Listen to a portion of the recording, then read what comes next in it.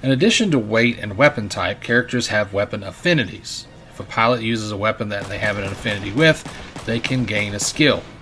These skills can reduce damage taken or increase damage output. They can cause players to gain more experience and many more skills besides. The game does not tell you who is the most proficient with each weapon type, and some experimentation is encouraged. However, this experimentation is stifled some by the need to purchase weapons and upgrades for parts as the game goes on. As you progress, enemy units will get tougher, so upgrading your loadout is vital to survival. Everything costs money, and at first you might be tempted to only upgrade the pilots you are using. Occasionally, though, the game will split the party in half, and your unupgraded, unskilled pilots become liabilities on the battlefield. This can be mitigated by simulator missions, but you quickly learn that the best way to stay on top is to rotate your party members regularly and capture enemy units that surrender. In battle, there is an unseen morale gauge for every enemy unit. If it falls low enough, they will attempt to surrender. If you land a non-fatal blow while they are in this state, the unit is taken out of the battle and you get to keep or sell that unit in the end.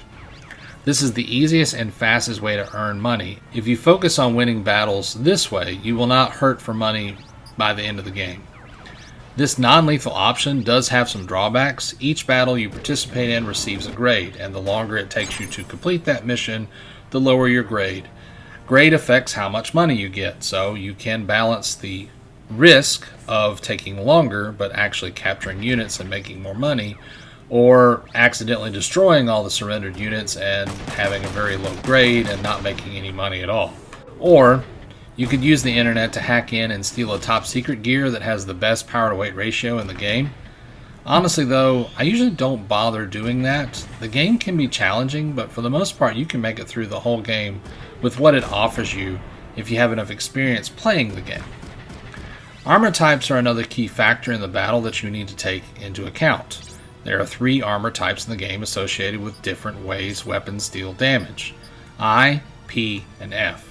You can choose at the beginning of each battle which armor you have to set for the strongest defense, but the game does not tell you which units you are facing ahead of time and what weapons they have. This means that if you put all your eggs in one basket and none of those enemies you use that armor, then you're boned.